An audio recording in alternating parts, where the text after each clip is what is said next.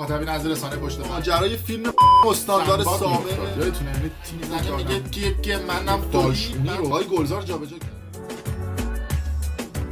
درود به مخاطبین عزیز، بنده امین فردین خوشحالم که به همراه تیمم بار دیگه با یک برنامه پشت پرده دیگه با شما هستم. امیدوارم که چه در ایران و چه در خارج از ایران هستید و این ویدیو رو مشاهده میکنید حال دلتون خوب باشه. امروز قصد داریم که در این ویدیو راجع به پشت پرده افرادی صحبت بکنیم که در ظاهر خودشون رو روانکاو، روانپزشک، روانشناس، طبیب، کوچ یا امثال اینها معرفی میکنن. و اگه سری به فضای مجازی بزنید، خصوصا در این یکی دو سال اخیری که پاندمی کرونا بود، میبینید که مثل قارچ رشد کردن و به چند دسته تقسیم میشن. افرادی که سمینار برگزار میکنن، افرادی که پکیج میفروشن و افرادی که در شبکه‌های مختلف تلویزیونی به عنوان روانپزشک و روانکاو و روانشناس میان به مردم مشاوره میدن. ولی امروز با افشای یک سری اسناد و مدارک و پشت پرده‌هایی که ما از این افراد میخوایم برای شما رو بکنیم، متوجه خواهید شد که خیلی از این افراد روانشناس و پزشک و مشاور نیستن و به معنای واقعی کلمه دارن کلاهبرداری میکنن. یعنی واژه‌ای دیگه من بهتر از کلاهبرداری نمیتونم برای این افراد انتخاب بکنم. و البته یه پرانتز همین اول ویدیو باز بکنم که هدف از ساخت همچین ویدیویی، هدف از این افشاگری و کلا همه افشاگری ها دادن آگاهی، علم و دانش به مردمه. حالا ما اگر اسم یه شخصی رو میاریم، اگر شما عاشقشی، بت میدونی این طرف و جلوش سجده میکنی، به خودت ارتباط داره. ولی ما هدفمون این هستش که در این ویدیو آگاهی بدیم به مردم دیگه. حالا خودت دوست داری اصلا بگو، هر چی دلت میخواد راجع به ما بگو، همین کامنت تو این زیر بذار، فوش بده. مهم اینه که ما به سری از افرادی که دوست دارن راجع به پشت پرده و واقعیت این افراد بدونن، راجع به این افراد میگیم که اونا بدونن. اگر یه سری به فضای مجازی بزنید، به اکسپلور اینستاگرام خودتون بزنید یا در یوتیوب و در کانال‌های تلویزیونی نگاه بکنید، متوجه میشید که در طول یکی دو سال گذشته ماشاءالله همه شدن روانشناس، همه شدن روانپزشک، همه راجع به مسائل مهم نمیدونم جامعه شناسی صحبت میکنن و ادعاشون دیگه نگم براتون. و البته از اون طرف داد یک سری از روانپزشکا هم در اومده، افرادی که چندین سال رو پشت کنکور موندن، چندین سال رو زحمت کشیدن، تحصیلات آکادمیک رو گذروندن و دوره‌های مختلف کاری خودشون رو، کارآموزی‌های زیادی رو گذروندن تا تونستن بشن یک روانپزشک واقعی، بشن یک روانکاو، بشن یک روانشناس.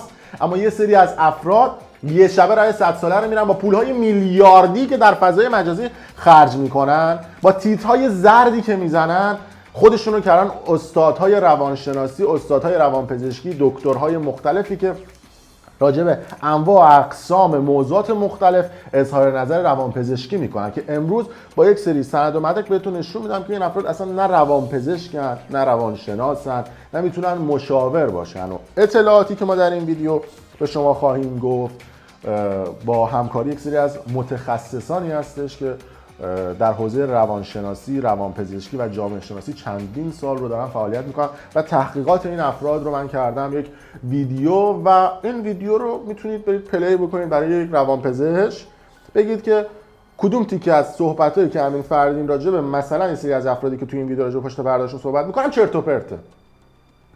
مثلا میان تیترایی رو میزنن برای جذب مخاطب که به سرعت پولدار شوید، به سرعت موفق شوید، به سرعت به شهرت برسید. چیکار کنیم یک مرد جذب ما بشه؟ چیکار کنیم یک زن جذب ما بشه؟ تیترایی که خیلی جذابه، مردم دوست دارن و میرن این ویدیوها رو نگاه میکنن، پیج این افراد رو فالو میکنن.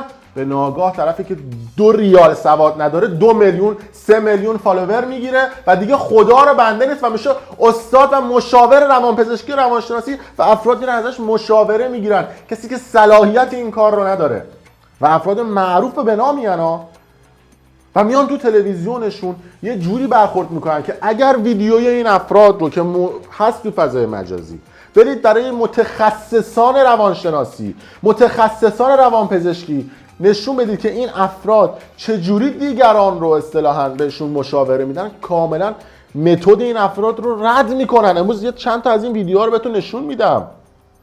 افراد معروف و مشهوری که شاید خیلی از شما میشناسیدشون، آقای دکتر هلاکویی یا هولاکویی، آقای انوشه، خانم دکتر آزیتا ساییان، اگه برسیم آقای علیرضا شیری، نمیدونم عباس منش، نمیدونم معصومه تیموری، کلا خانواده تیموری، ماهان و محسن و مرتضی جاوید، یا مثلا آقای ارشیانفر و خیلی از افرادی که البته به 3 دسته تقسیم میشن. میتونیم یه دسته رو افرادی بدونیم که پکیج فروشن، مثل خانواده تیموری و عباس منش و نمیدونم جاوید و نمیدونم پکیج های موفقیت و ثروت و اینا رو میفروشن. از اون طرف مشاوره های روانپزشکی و روانشناسی هم لالوهاش میدن. یه دسته دیگه افرادی هستن که سمینار برگزار میکنن، مثلا حالا هم دکتر آزیتا ساییان و افراد مختلفی که میان به واسطه ویدیوهایی که پخش میکنن، مثل دکتر انوشه و افراد دیگه سمینار برگزار میکنن. یه عده دیگه هم هستن که حالا شبکه‌های تلویزیونی دارن یا توی تلویزیون‌های مختلف شرکت کردن، مثل آقای دکتر هولاکویی، آزیتا ساییان و خیلی دیگه از این افراد که اینها به واسطه تلویزیون و به واسطه مدیایی که دارن تونستن یه سری توی سرا در بیارن. اما فضای مجازی این افراد رو معروف و مشهور کرده، ولی همین فضای مجازی هم امروز در همین ویدیو بلای این افراد خواهد شد و اصطلاحاً این افراد رو برای مردم افشا میکنه. افرادی که سعی میکنن، حالا اون پکیج فروشش که تکلیفشون مشخصه، میان جملات انگیزشیه، افراد مثلا جملات باحال و قشنگ افراد معروف و مشهور رو برمی‌دارن، کپی پیست میکنن، حفظ میکنن، میان جلوی دوربین یا توی سمیناراشون میگن، یعنی عملا حرفی برای گفتن ندارن.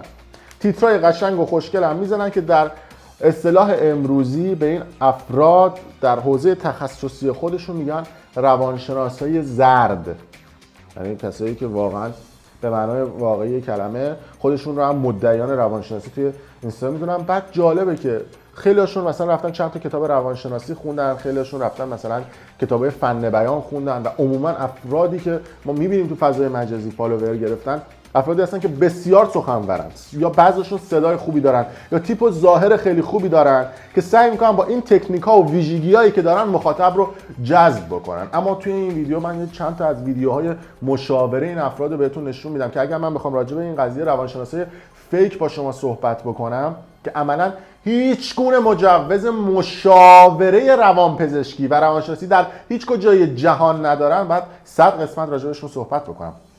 شاید یکی از معروف‌ترین این افراد آقای دکتر هولاکوییه که ایشون هیچ گونه مجوز دادن مشاوره، توجه بکنید، هیچ گونه مجوز دادن مشاوره نه در امریکا داره و نه در ایران. حالا جلوتر راجع به ایشون هم صحبت خواهیم کرد. اما وقتی که این افراد به صورت قارچگونه تو فضای مجازی رشد کردن، سازمان نظام روانشناسی و مشاوره ایران اومد دیروز یه دونه لیست منتشر کرد که نام 144 تا مؤسسه و نفر و شخص بود که در فضای مجازی به عنوان روانشناس، روانپزشک، مشاور دارن فعالیت میکنن و اومد گفتش که طبق قانونی که وجود داره این افراد اجازه ندارن مشاوره بدن به کسی و قانونش هم آورده بود که حالا بهتون میگم ماده 4 تبصره 3 و ماده 5 و 4شون که توی حوزه نظام روانشناسی هستش. تبصره 3 گفته که این افراد یا سازمان ها فاقد شماره نظام روانشناسی هم و مشاوره سلامت، یعنی اون مجوز لازم رو ندارن و برای اینکه بخواد برید توی کلاس‌های آموزشی آنلاین اینا شرکت بکنید شرکت نکنید، چون عملا به معنای واقعی کلمه اینا روانپزشک نیستن و کلاهبردارن. یعنی چیزی که عنوان شده تاریخ 1 خرداد 1401 سازمان نظام روانشناسی کل کشور توی ایران عنوان کرده. مثلا آقای دکتر فرهنگ هولاکویی که متولد 9 شهریور ماه 1323 در تهران هستند، ایشون یکی از معروفترین افرادی هستند که در حوزه روانشناسی، جامعه شناسی، حتی موضوعات اقتصاد خانواده و مشاوره ازدواج ویدیوهای زیادی از ایشون در فضای مجازی خصوصا در شبکه اجتماعی یوتیوب یا در اینستاگرام ما ویدیوهای ایشون رو میبینیم که ایشون تو رشته جامعه شناسی دارای دکترای اصطلاحاً رشته روانشناسی، اقتصاد، مشاور ازدواج و مدرک فوق لیسانس این رشته رو داره که بس نکات مثبتشون رو میخوام بگم. بسیار فرد باسواد، باهوش و مطلعی هستند، در این شکی نیست شخصیت کاریزماتیکی دارن که وقتی صحبت میکنن همه رو جذب خودشون میکنن، صدای بسیار زیبایی دارن، بسیار مسلط هستن و آدم مقتدری هستن. وقتی صحبت میکنن افراد رو کاملا جذب خودشون میکنن. اما اینها دلیل بر این نمیشه که ایشون بتونن روان درمانگر و مشاور باشن. طبق قانون ایران و قانون امریکا و قانون همه جای جهان شما باید مجوزهای لازم رو برای اینکه یک مشاور باشید داشته باشید. گرفتن مدرک تحصیلی تنها ملاک مجوز نیست.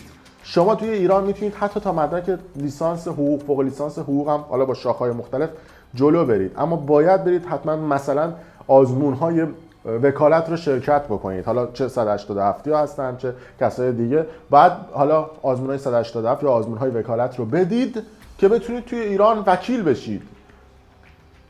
برای مشاور روانپزشک بودن یا اصطلاحاً کسی که بتونه مشاوره بده، باید شما بتونید برید امتحان بدید و قبول بشید. اگر نرید امتحان بدید اون کد مشاور رو به شما نمیدن.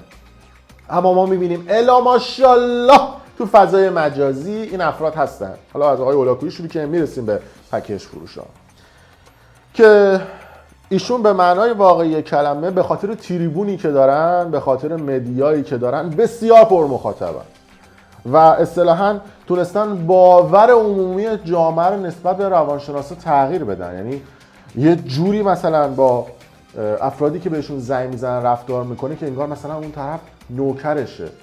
یه جوری من دیدم دیگه، بسیار از ویدیوهای هولاکویی رو دیدم، خیلی از ویدیوهاش، طبیعتا من ویدیوهاشو ندیده باشم که نمیتونم راجع بهشون نظر بدم، یا تیمی که کلا این تحلیل روانشناسی رو به من کمک کردن که ما به دست بیاریم ویدیوهایشون رو کامل دیدن و آدمی هستش که شاید بتونه روی افراد تاثیرگذار باشه. بعضی از مشاورایی که این افراد میدن چون پایه علمی نداره و بیشتر پایه تجربی داره، بعضی وقتا هم شانسی جواب میدن. اما ایشون کلا مرزهای مشاوره دادن رو فرسنگ‌ها جابجا کرده. عجله نکنید، جلوتر بهشون میرسیم که میدونید که اصولاً و قانوناً و علماً و فناً کسی که روان درمان و مشاوره حق نصیحت کردن نداره. یعنی شما حق نداری کسی رو نصیحت بکنی، حق نداری به کسی توهین بکنی، حق نداری کسی رو قضاوت بکنی. اگر توی جلسات روانشناسی شما فردی رو تحقیر بکنی که اون شخص فکر کنه که خنگه، ضعیفه یا کودنه یا نمیفهمه یا احمقه، تو جلسات مشاوره روانشناسی این رفتار رو با بیمار انجام بدید به عنوان یک روانپزشک، شما قطعا مشکل داری و یک روانپزشک نیستی. این چیزایی هستش که توی درسای کسایی که به عنوان یک روانپزشک هستن یا روانشناس هستن که میتونن مشاوره بدن میگذرونن. شما برید در یک مثلا جلسه با یک شخصی که روانپزشک هستش و میخواد ازش مشاوره بگیرید، فقط اون طرف میتونه نور بتابونه به دالان‌های تاریک زندگی شما و به شما بگه که این باوری که تو داری نسبت به این قضیه اینه، سعی بکن خودت انتخاب بکنی که چی درسته چی غلطه. یعنی شما به عنوان یک کسی که مشاوری حق نداری به کسی چیزی رو تحمیل بکنی، چرا که میگن که انسان‌ها حق انتخاب دارن. هیچ کسی حق نداره به کسی دستور بده. اما چجور ممکنه یه شخصی بیاد توی یه ساعت دو ساعت یا چه عرض میکنن، طرف 10 دقیقه زنگ میزنه تلویزیون آقای اولاکویی راجع به زندگی صحبت میکنه، بعد تو همون 10 دقیقه میشنوه و راهکار میده. به این میگن مشاوره فست فودی. مگه میشه تو کل زندگی طرف تو 10 دقیقه بشنوی و راهکار بدی؟ اصلا مگه داریم همچین چیزی؟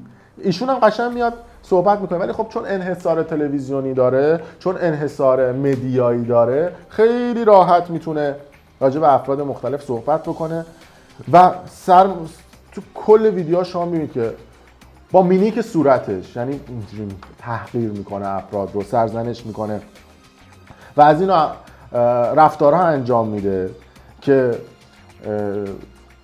ایشون رو کسانی که مشاور روانشناسی هستن میگن ایشون برند روانشناسی زرد ایرانه. ولی خب به خاطر سبک ادبیاتی که داره، به خاطر اینکه سعی میکنه که به طنز بکشونه، جوک بگه، بخنده، فلان اینا، مریدای زیادی داره و مخاطبان زیاد عجیب و غریبی داره.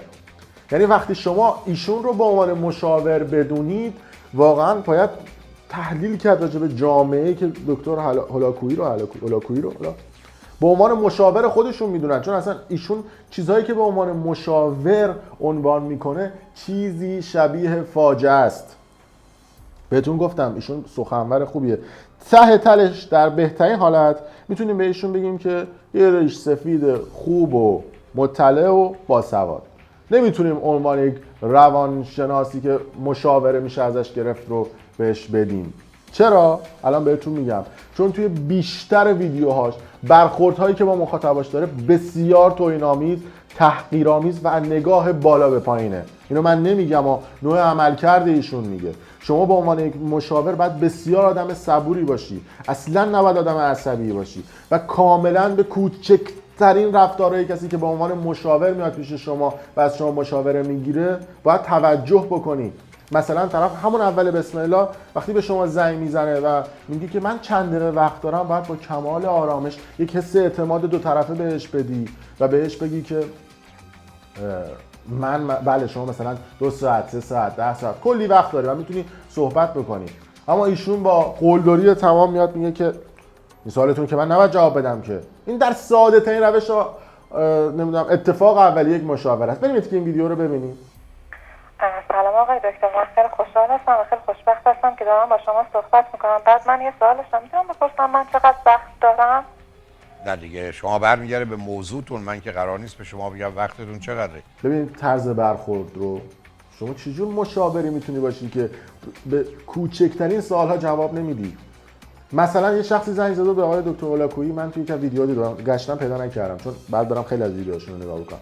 گفت سلام استاد، سلام دکتر، من شما رو خیلی دوست دارم، همه برنامه‌های شما رو میبینم، من عاشق شما. بعد دکتر هولاکویی چی جوابش داده؟ میگه ببین توی یه تختت کمه، چجور تو این فرصت کوتاه تو میتونی عاشق من باشی؟ خب برای اینکه بخوام بهت نشون بدم که تو آدم نادانی هستی و باید دانا بشی، بیا سمینارهای من در مورد عشق رو شرکت بکن و بسولف پول. نه چقدر زرنگه، از چه ادبیاتی استفاده میکنه. چشم دکتر نام. یا مثلا تو همون ویدیو دختره داره درد و دل میکنه، داره از مشکلاتش میگه، داره از موضوعات مختلفی که تو زندگیش براش رخ داده به عنوان یه شخصی که داره میاد پیش یک مشاور صحبت میکنه. بعد این دکتر هولاکویی چی میگه؟ میگه حال شما خوبه؟ شما میفهمی؟ شما اصلا با یک ادبیات چاله میدونی. ببینید که ویدیو رو. چیزی که منو آزار میده هنوز رفتارای ایشون منو ناراحت میکنه و من نمیتونم رفتارای کدوم رفتار مثلا نمیدونم شما چرا این حرفای عجیب و غریب چرا میزنید؟ رفتارهایشون شما که قطع رابطه که رفتارهای کدوم رفتارهایشون؟ خب رفتارای ایشون در گذشته. حالتون شما خوبه؟ حال شما خوبه؟ خب نه نگاه کنید، درسته که من الان با ایشون قطع رابطه کردم، ولی خب هر وقت یادم به رفتار ایشون میفته ناراحت شما حالتون بده. میگه بیخود فلان بیستون. شما اصلا حق اینو نداری به عنوان مشاور به طرف توهین بکنی، حق اینو نداری از پایین به بالا به شخص نگاه بکنی. شما 77 سالت آقای هولاکویی، شما الگوی بقیه مشاورهای روانشناسی هستی. چه مشاوریم؟ به خاطر اینکه شما دوره‌های روانشناسی رو نگذروندی. حالا راه حلاش بریم مثلا ببینیم کسی که اینقدر مدارک داره چه راه حلی رو میخواد به مخاطب ارائه بده. ببینید صبر کن. ما یه راه تو زندگی داریم. زندگی رو باید اینقدر با کار خوب پر کرد که وقت برای کار بد و فکر بد باقی نمونه. راه حل های کاملا شعاری، حرفای قشنگ و خوشگل ولی شعارگونه. دیدید دیگه؟ مگه میشه تو مثلا 10 دقیقه مشاوره شما بتونی راه حل بدی؟ مگه میشه همچین چیزی؟ و خودت رو دانای کل بدونی و بگی که هر کسی به غیر از این میگه نمیدونم ابله، هر کسی غیر از این رو میگه نادانه، دیگران رو ابله و نادان و خودت رو دانای کل بدونی. وقتی که این آدم به انسان رنج میده، درد میده، من باید برم سراغش. هر کی میگه ابلهه، هر کی میگه نادانه. بله، قلدری، توهین و انواع اقسام این چیزها نمونه بارز بسیاری از ویدیوهای آقای دکتر هولاکوییه و بسیار آدم محبوبی هم هست و بسیار آدم پرمخاطبی هم هستش. اما اصول اولیه مشاوره این نیست، اما انحصار رسانه و داشتن رسانه‌های پرمخاطب باعث شده که ایشون پرمخاطب بشه و البته اون ور قضیه هم رسانه‌هایی نبودن که به صورت تخصصی در حوزه روانشناسی و مشاوره بحث بکنن و بگن که اصلا این در حوزه مشاوره رده. حالا ما داریم صحبت می‌کنیم شاید نوع نگاه مردم باز بشه. یا نمونهش یه ویدیوی دیگه از آقای دکتر هولاکویی ببینید. حالا دختر من یک دلیلی که میاره میگه شما نباید اصلا بهش میگفتیم من باهات قطع ارتباط میکنم. گفتم برای که من اینقدر ناراحت شدم، برای که همیشه دوستش داشتم، همیشه باور نمیکنین آقای نه باور نمیکنم. نه من باور نمیکنم. من اگر کسی رو دوست داشته باشم 500 دفعه هم حرف بد بزنه قهر نمیکنم. قطع رابطه. آخه عزیز شعار نده قربونه. شعار نده قربونه. بیا سبک ادبیاتی. شعار نده، نمیدونم شعار، یعنی کم مونده بره یارو رو بگیره چق یه دونه مثلا بخوابونه تو گوش یارو. شما باید آدم آروم باشی، باید گوش بدی، باید طرف مقابلت رو درک بکنی. اینو من نمیگم کسانی که خودشون متخصص مشاوره دادن در حوزه روانشناسی هستن دارن میگن. یا مثلا یه دختر زنگ زده بوده توی این دیگه فاجعه است. یعنی این دیگه گل سرسبد نشون دادن بیسوادی آقای دکتر هولاکویی در حوزه مشاوره است. اینو اگر طرف ترم 1 روانشناسی هم باشه این مثال منو ببینه متوجه میشه آقای دکتر هولاکویی آدم بیسوادیه. من نمیگم اون رفتار ایشون داره میگه. دختر زنگ زده با حالت بسیار بد روحی، یعنی داره یک شرایط روحی بدیه که شما از صداش هم متوجه میشید که حتی داره گریه میکنه. اون لحظه چطوری آقای دکتر خودم رو با درون خودمایی که خودم رو خالی کنم. حالا رفتار آقای دکتر هولاکویی و واکنش ایشون به یک مراجعه کننده، یعنی شما به عنوان مشاور ببینید چه رفتاری میکنه. حرکت چشماش میگه او مای گاد فلان. اونا واسه من زحمت کشیدن عزیز من خودم بعد پسرم من به خاطر پسرم سر آخه این چه رفتاریه؟ شما با عنوان مشاور خودت اول فکر کنم دور مشاوره بری، اصلا آدمی هستی که داری طرف مقابلت رو تحقیر میکنی. طرف هم زیر بار بسیار شدید فشار روحی با شما داره صحبت میکنه که مشاوره بگیره، بعد شما سر تکون میدی و تحقیر مدام و پی در پی. ببینید کسی که میتونه نیاز منو برطرف کنه و منو ارضا کنه و منو خوشحال کنه با بودن باهاش حس خوبی داشته باشم خودم پیدا میشم پسرم هست. اگه با شوهرم میریم. ببینید در حوزه مشاوره همدلی نکردن و همراه نبودن یک شخص کلا رده. بعد میاد طرف رو تحقیر میکنه، میگه تو نمیفهمی، تو نمیخوای بفهمی. من چه مشاوره؟ آخه این چه حرفیه؟ شما اگر مشاوری اگر 100 تا پیرن پاره کردی اصلا نباید یه کاری بکنی طرف به این مرحله برسه بعد بهش میگی نفهم. عزیز من آخه تو علاقه ای هم برای فهمیدن نداری عزیز. تو اینقدر در خودت غرقی که همه حرفای غلط بیپایه بیمایه‌ای که آدمای عادی بچهای 8 ساله 10 ساله هم میفهمن نه متوجهش هستی نه قبول میکنی نه بر مبناش عمل میکنی. در یه جای دیگه که اوج بیسوادی شخص رو نشون میده در این حوزه قسمت مشاوره این هستش که طرف میاد میگه که من دیگه نمیتونم به زندگیم ادامه بدم. یعنی اصطلاحاً به معنای واقعی کلمه میخواد بگه مثلا من میخوام خودکشی کنم از این صحبت‌ها. یعنی اون کسانی که ترم یکم هستن میدونن حادترین و اورژانسی ترین و اتفاقا یکی از تلخترین موضوعات در حوزه روانشناسی که شما باید به بیمار به شدت کمک بکنید در این حوزه هستش و مراجعه کننده و اون شخصی که پشت تلفن هستش به این درجه رسیده. ببینید یه تیکه از ویدیو رو. واقعا احساس میکنم که دارم خفه میشم. دلم نمیخواد دیگه این زندگی رو ادامه بدم. واقعا دیگه دلم نمیخواد ادامه بدم. حالا کسی که به این درجه رسیده که در اورژانسی ترین حالت ممکن هستش رفتار آقای دکتر هولاکویی جالبه. ایشون میگن که من کاری نمیتونم برات بکنم.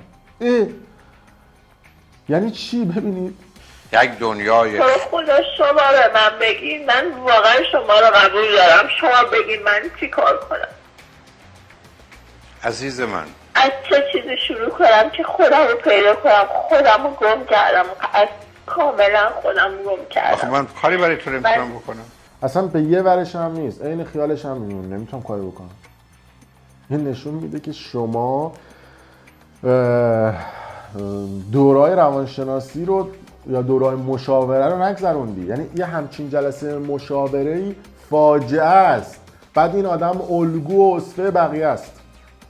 حالا یه گریزی بزنیم به کسانی که پکیج فروش هستن، دوباره برمیگردیم به یه دونه از این مشاورها و یه نکته هم بگم که یه لطف کنید کانال یوتیوب برنامه پشت پرده رو سابسکرایب کنید، دکمه قرمز رنگ این پایین است نوشته سابسکرایب، زنگوله رو بزنید، ویدیو رو برای دوستان خودتون به اشتراک بذارید و برامون هم کامنت بذارید. و باز هم میگم هدف از این ویدیو آگاهی دادن به مردمه. یعنی حالا شما دوست داری اصلا برو 10 تا دیگه ویدیوشو ببین، حال کردی برو دنبال، ما واقعیت رو میگیم و تحقیقی که به صورت علمی توی این زمینه صورت گرفته. اینا رو گفت آقا اینا مشاور روانشناس نیستن، یعنی توی اون لیسته هست اسم آقای هولاکویی و شروع کردن از این نوع مسیر جلو رفتن. نفر بعدی که شاید خیلی از شما ایشون رو اسمش رو شنیدید، خانم دکتر آزیتا سایان هستن که حالا اون کسایی که ایشون رو دنبال میکنن، ایشونی که به اصطلاح خودشون دکتر میدونن، یعنی تو انواع اقسام ویدیوها، انواع اقسام آرایش‌ها، مدل‌های مو، لباسای جذابی که حالا آیون دوست دارن و با این روش‌ها سعی میکنن که مخاطب جذب کنن. یعنی شما اگه 10 تا ویدیو از ایشون ببینید، تو 10 تا ویدیو 8 مدل رنگ مو عوض کرده و 8 مدل نوع تیپ و ظاهر عوض کرده و یه دونه برنامه داشتن به اسم دنیای عشق که به صورت زنده با مخاطبا تلفنی صحبت میکنن. نوع مشاوره دادن ایشون هم فاجعه است. حالا چند تا ویدیو از ایشون بهتون نشون میدم، یعنی گرگوپر رو پشمتون میریزه. یعنی شما به عنوان یک آدم عادی اگه بخواد به یه آدم دیگه مشاوره بدید که ایشون البته اسمشون هست که مشاور نیستن، فیوزتون میپره که ایشون اصلا هیچ عقبه. و جالبه که ایشون ادعا میکنه که مدرک دکترای خودش رو از دانشگاه International University of Professional Students هم چیزی گرفته که این مدرک دکترای ایشون با یک سرچ ساده میتونید بفهمید که اصلا جزء مؤسسات فاقد اعتباره، اصلا کلا دانشگاه محسوب نمیشه و اصلا دانشگاه وجود خارجی نداره و از این دانشگاه از راه دور دیگه. خدا رو شکر این کرونا و این چیزا هم که دیگه همه رو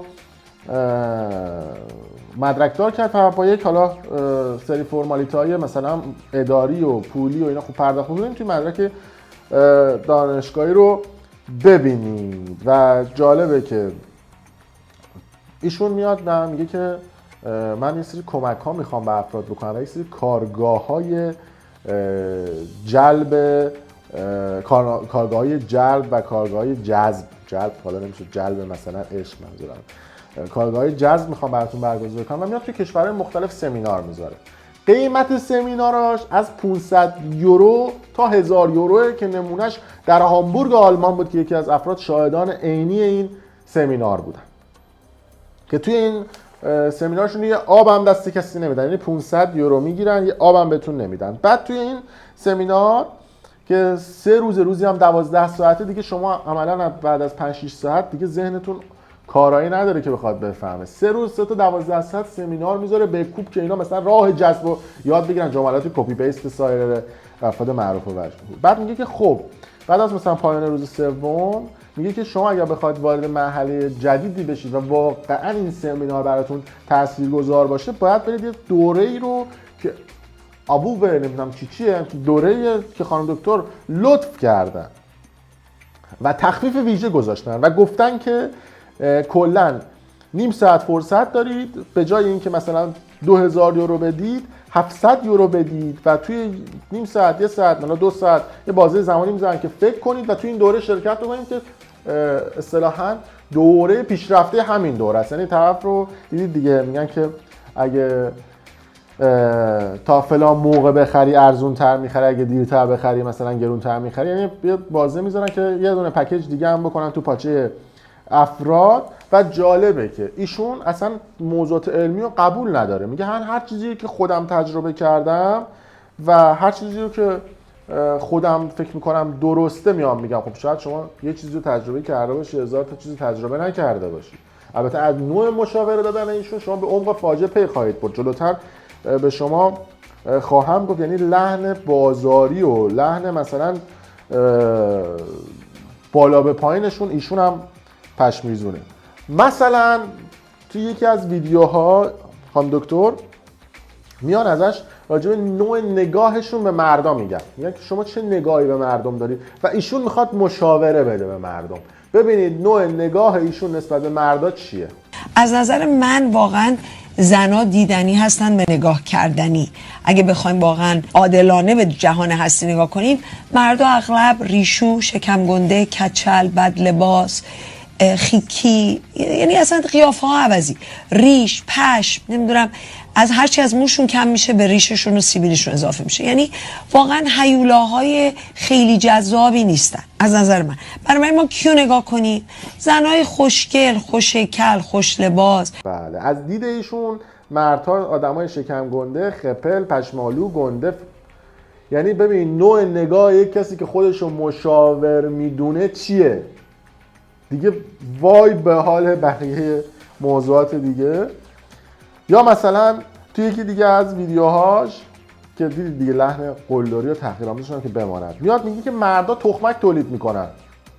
یا ببینید مردان جسمشون طوری هست که 250 میلیون تخمک در ساعت تولید میکنه و به همین علت بهشون فشار میاد و نیاز به تخلیه و یا ارضای جسمی و جنسی دارن. یعنی ایشون کلا دم و دستگاه مرد رو هم تغییر دادن با این نوع مشاورهشون. مگه شما پزشکی، مگه شما تحقیق علمی کردین میاد میگه مردا تخمک تولید میکنن؟ نمیدونم دیگه ببینید که کلا ایشون صحیح زده. دنبال یه برگه دیگه میگشتم که راجع به ایشون صحبت بکنم، چون ایشون اصلا یه فاجعه‌ایه. بریم یکی دیگه از ویدیوهای ایشون رو ببینیم که میگه کلا مردها بو رو نمیفهمن. کلا مردا بو نمیفهمن. خیلی هم بعد از اون نگاه اولی که کردن شما رو پسندیدن درگیری نیستن که شما چه شکلی هستی. اینا رو بذارید خیالتون راحت بکنم از طریق مردا این بر. بله، حقیقت ما میخواد عطر انتخاب بکنیم که بچهای بالای خانومی هست اینا اون میاد عطر رو انتخاب، ما که بو نمیفهمیم طبق ادعای ایشون و موضوعاتی که انتخاب میکنه. دید گفتم میگه میاد مثلا موضوعاتی رو انتخاب میکنه که مثلا برای مردم جذاب باشه. موضوع انتخاب کرده و اسمش گذاشته لوندی و اثر آن بر رابطه. موضوع امروز برنامه هست لوندی و تأثیر آن بر روابط.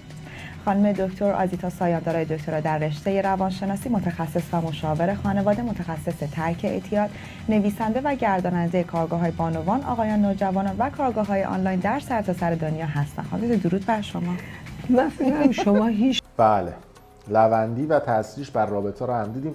ببین از چه تیترایی انتخاب میکنن اینا برای اینکه بخوان مخاطب جذب کنن. یا مثلا نفر بعدی که ما میتونیم خیلی خوب بهش اشاره بکنیم آقای دکتر انوشه هستش، محمود انوشه، که ایشون حالا خیلی کمتر سعی میکردن مثلا 10-12 سال پیش مشاوره بدن، سعی میکردن که حالت مثلا جملات انگیزشی رو بگن، حالت اینکه خیلی خوب نصیحت میکردن. ولی جالبه به واسطه حضور ایشون در برنامه‌های مثل دوره همی، مثل خندوانو، جای مختلف، ایشون فاز مشاوره هم جدیدن برداشتن و راجع به موضوعات مختلف مشاوره هم ایشون میدن و مردم ما فکر میکنن که حالا یه شخصی یه فالوور میلیونی داشته باشه عموما میتونه مشاور خوبی باشه، اما فالووری که بعضا میشه به اونو خرید و میلیونیش کرد، مثلا 4-5 میلیونش کرد، دلیل و فکت مهمی برای این نیست که طرف آدم مشاوره مثلا خوبی. تیکه آبی هم که قربونش برم دارن میخرن افراد. و یا مثلا نفر بعدی که خیلی نسبت به این لیستی که سازمان روانشناسی عنوان کرده بودن، که سازمان نظام روانشناسی، که این افراد واقعا روانشناس نیستن و نمیتونن مشاوره بدن، آقای دکتر علیرضا شیریه که ایشون هم روانشناس نیستن ولی خب لقب دکتر رو حالا به واسطه فارغ التحصیلیشون تو سال 80 تو دانشگاه پزشکی به خودشون دادن و مدیر خانه توانگری هستن که دوره‌های حضوری و آنلاین مهارت‌های ارتباطی و ازدواج و شخصیت شناسی رو برگزار میکنه. اما داستان ایشون هم جالبه که وقتی که انتقادات زیادی شد به متخصصان روانشناسی، اومد عنوان روانشناس رو توی پیجش برداشت و خودش رو طبیب معرفی کرد. مثلا دور میزنن افرادو. حالا ویدیویشون رو هم بهتون جلوتر نشون خواهم داد که نسبت به این لیست چه واکنشی نشون دادن و تا توی رزومه خودشون هم خودشون رو طبیب آموزش دیده دورای پیشرفته لندن SST از این واژه‌ها استفاده کردن. خب عضو انجمن بین‌المللی درمانی ISST و ببین یه سری دوره هست دیدید که اینا میگن ما رفتیم مثلا MMG خب SST یا مثلا دیوکلیانوس یا اونجا یه بینام دورهایی که میزنن مثلا جملات قلم به سلمبه. اکثر این دوره ها رو شما از 50 یورو تا 500 یورو به صورت آنلاین میتونید شرکت بکنید. یه مدرک چسکی هم پرینت میکنید میگیرید میذارید توی اتاقتون. مثل اون جریان ستاره بود که خریده بودنش، میتونید با 50 یورو شما یه ستاره بخرید از تو اینترنت، مدرکش هم به شما میدن. ایشون هم یه نمونه از اون افراد هستش که وقتی اون اسامی اومد بیرون ایشون به خاطر اینکه از این را داشته پول در می‌آورد بسیار شاکی شده بود. بریم تیکه از این ویدیو رو ببینیم. سازمان نظام روانشناسی مشاور کشور یک بیانیه امروز داده ساعت 11:30 و بعدش صدها نفر از کسایی که به نوعی پیاده نظام این مجموعه هستن، ان شاءالله که من اشتباه کنم، در استوریا و صفحاتشون واقعا نه مصلحانه بلکه مخربانه دارن اسامی بسیاری از همکاران رو می‌نویسن، از جمله خود منم دارم می‌نویسن. در اون بیانیه کسایی مثل من، مثل سید سوری رضایی، مثل محمود معظمی، مثل یاسر متحدی، مثل خیلی‌ها که تو این کشور خدمت کردن به توسعه فردی و سازمانی کشور آورده شده. بنده به عنوان کسی که مسئولم از صنف کسایی که در توسعه فردی سازمانی کشور دارن کار میکنن، کیان مدرسا هستن، سخنرانا هستن، کوچا هستن، منتورا هستن، تحصیلگرا هستن، اینا همه کسایی هستن که در این انجمن میتونن عضو باشن اگر در واقع کارفرما باشن.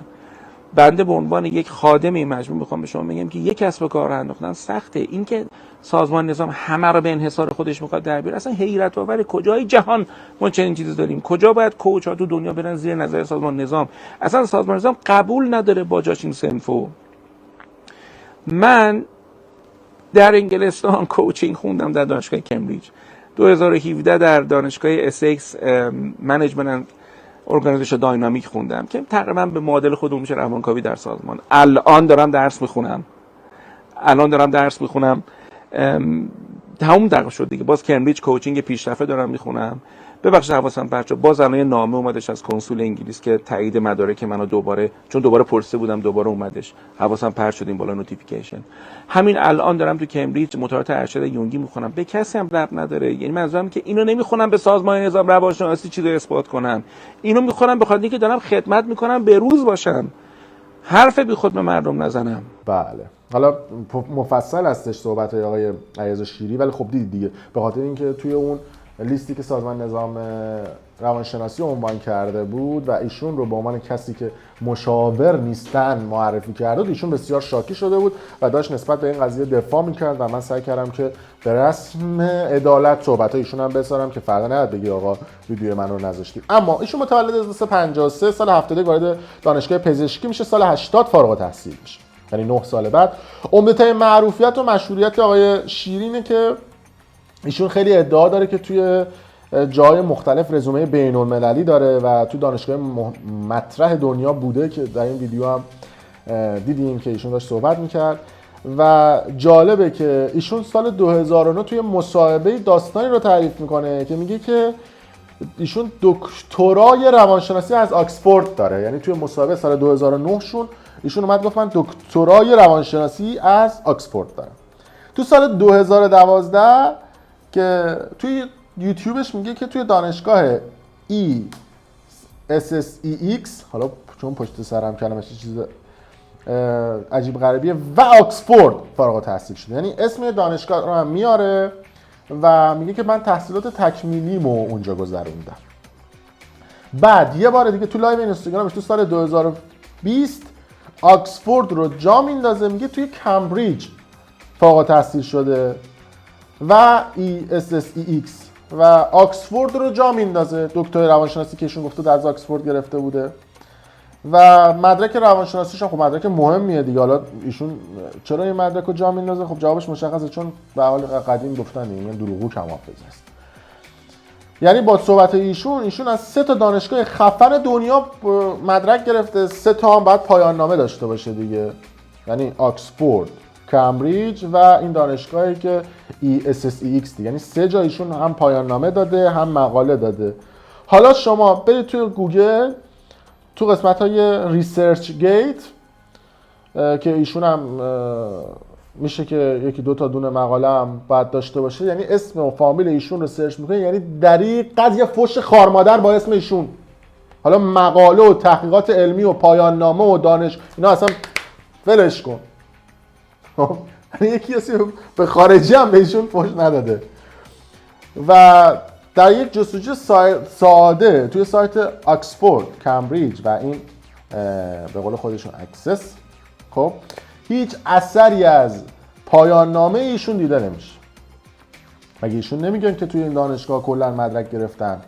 کاری نداره که بیان مدرک پایان نامه‌شون رو بذارن تو استوریشون، چون از روزی که این لیست اعلام شده ایشون جرواجر کرده استوریا رو. بیاد مدرک پایان نامه‌اش 2 تا لینک مقاله‌ش رو محض رضای خدا که ایشون تو خارج از کشور درس خونده و مدرک گرفته رو بذاره توی ما ببینیم، حالا ما هم بقیه آشنا بشن. و از اون باحال‌تر که ایشون خودشون رو کوچ معرفی میکنن و گفت من خودم کوچم و بقیه کوچ‌ها. اینش هم جالبه که شما میتونید که با 400-500 تا پوند، دونه پوند، یعنی 400-500 پوند که مثلا 500 پوند چقدر میشه؟ ماکسیموم مثلا میشه 20 میلیون دیگه، بیشتر از اون. با 20 میلیون تومان شما میتونید مدرک بگیرید بدون هیچ پیش نیازی، یعنی مدرک کوچینگ بگیرید از هر دانشگاهی که خواستید. و ایشون هم میگه که آموزش دیده طرح درمانگری پیشرفته لندن ISST هن. یعنی این مؤسسه‌ای که حالا عکسشون رو میبینید و توی اینجا آموزش دیدن و خیلی هم ساده و جالبه که گفتن که ایشون عضو دائم این مؤسسه هن. تو رزومه هاشون میگن شما با پرداخت 100 یورو میتونید عضو دائم این مؤسسه بشید و توی رزومتون هم بزنید با 100 یورو، یعنی با پول شما میتونید عضو مؤسسه بشید که ایشون دنبال رزومه‌شون گذاشتن. بعد گفته که من یه دونه مدرک بین‌المللی IMBT دارم، این آقای علیرضا شیری که با همون مدرکی باشه هم کلی کلاس و دوره برگزار میکنه توی 13-14 سال گذشته با این مدرک IMBTI که به صورت کامل بخوام به شما بگم دوره برگزار کرده که این مدرک از مؤسسه CPP به صورت آنلاین صادر میشه بدون هیچ امتحانی با پرداخت 395 پوند میتونید بگیرید. یعنی تنها پژوهشی که ایشون کرده مربوط به پایان نامه دانشگاه پزشکیشون، یعنی برید نگاه بکنید، اونم میتونید سرچ بکنید که بررسی توصیفی وضعیت بهداشت در کارگاه‌های تولید ظرف یک بار مصرف در منطقه بابا سلمان شهریار. تنها پژوهشی بوده که ایشون کرده که نتیجه پژوهش هم این بوده که پژوهشی که ایشون کرده بوده توالت در کارگاه 70% باید کف سیمانی داشته باشن و تنها 75% آن کاسه چینی داشتند. یعنی و از نظر سرویس 50% فقط شیر آب خالی داشتن و 50%شون هم دستشویی‌ها دارای صابون بودن و مایع جامد نداشتن که واقعا چقدر موضوع مهمی بوده که ایشون رفتن و این مدرک رو گرفتن، چه تحقیقاتی کرده بودن. و ایشون هم اصلا کلا نگم براتون دیگه توی معروف ترین وبسایت‌های فروش محصولات که آقای دکتر توشون ید طولایی دارن، یعنی شما هر چی سایت فروش مدرک باشید ایشون ورژن انگلیسیشو داره و کلا رفته خریده. اینم جالبه که ایشون تو سالهای اخیر یکی از پولسازترین روانشناسای اینستا بودن، یعنی توی اینستا انقدر صفحات زیاده من هم قاطی میکنم ماشاءالله انقدر رزومه‌شون هم پرو بمونه، یکی از پولسازترینا بودن توی فضای مجازی. نزدیک 40 صفحه تحقیقات بوده که یه سری هم حالا بعداً به پیجشون بزنید میبینید دیگه سعی میکنن که حالا خودشون رو توجیه بکنن، خودشون رو روانشناس بدونن، نه شماره روانشناسی دارن، نه مشاور هستن و نه پروانه کار به عنوان روانشناس دارن، هیچ ندارن. کلا نگم براتون. و اینکه نکته‌ای که مهمه اینه که آقا روانشناس نه رمال نه پیشگو، نه کسیه که میتونه پیشگویی بکنه و پیش بینی بکنه. با چند دقیقه صحبت کردن اینا رمال نیستن که بخوام بفهمن شما دارید چی کار میکنید. و کسی که روانشناسه و کسی که مشاوره حق تحقیر کردن کسی رو نداره، حق نداره توی جلسات آنلاینش یا تلفنیش حتی یک کلمه توهین‌آمیز بگه و چه برسیم که بخواد به طرف برچسب بزنه و بگه آقا حرف نزن، تو نمیفهمی، تو فلانی، تو بیسانی. همه اینها نشون میده که اینا آموزش ندیدن تو حوزه مشاوره و فقط بلدن که حرفای قشنگ و خوشگل با جملات قلمبه سلمبه بزنن. این حرفا نشانه این نیستش که طرف درمانگر و مشاور است. مشاوره اصطلاحاً تو حوزات مختلفه. کسی هم که نصیحت میکنه درمانگر نیست. ما از قدیم هم میگفتیم که نصیحت توی جلسات درمانگری هیچ جایگاهی نداره، چون کسی که عاقل باشه به نصیحت گوش نمیده. میگه من کسی که عاقل باشه میگه من به نصیحت احتیاج ندارم، کسی هم که نادان باشه به نصیحت گوش نمیده. پس عملا نصیحت رد. و میگن که کسی که توی این فضای مجازی داره این کار رو میکنه، این سلام میکنه میگه این پکیج منو بخرید، سلام میکنه میگه این دوره‌های منو بگذارین، اینا بیزینسمنن تا مشاور. ویدیو خیلی طولانی شد، سعی می‌کنیم این قسمت‌های دوم و سوم و افراد دیگر رو توی ویدیوهای بعدی به شما معرفی بکنیم. تشکر میکنم از تیم روانشناسی و افراد مختلفی که در ساخت این ویدیو به ما کمک کردن، تحقیقات زیادی کردن و ممنون ازشون که این اطلاعات مفید رو در اختیار من قرار دادن که من در این ویدیو بتونم ادعای این رو بکنم که میتونید تمام این ویدیو رو در اختیار کسانی قرار بدید که در حوزه مشاوره روانشناسی و در حوزه های مشاوره اگر این ویدیو رو دیدن، فهمیدن و متوجه شدن که ما داریم چی میگیم، اگر تونستن کلام ایراد بگیرن جایزه دارن، چون تیمی که برای ما اومدن این تحقیقات رو انجام دادن تیمی هستن که بسیار شناخته شده، قدیمی و معتبر هستن و هر کدومشون هم دفاتر روانشناسی و مشاوره خودشون دارن بدون اینکه بخواد اسمشون عنوان بشه و بخوان معروف بشن که بخوان فالوور جذب بکنن یا بخوان مردم رو تیغ بزنن و بیزینسی برای خودشون بکنن. و فقط هدف این تیم و هدف من دادن آگاهی به مردم و رو شدن دست افرادی هستش که به واسطه مافیای انحصاری مدیایی تونستن توی این سالا برای خودشون اسم و رسمی به دست بیارن، پول بدن، تبلیغات زیادی بکنن در اینستاگرام، پول بدن، تلویزیون بخرن، پول بدن، آنتن بخرن، پول بدن تو برنامه‌های مثل محصل جای مختلف مثل رضا شیری مثل آقای چی بود اسمش یادم رفت، رضا شیری خواننده بنده خدا اسمش یادم رفت، آقای علیرضا شیری شرکت بکنن.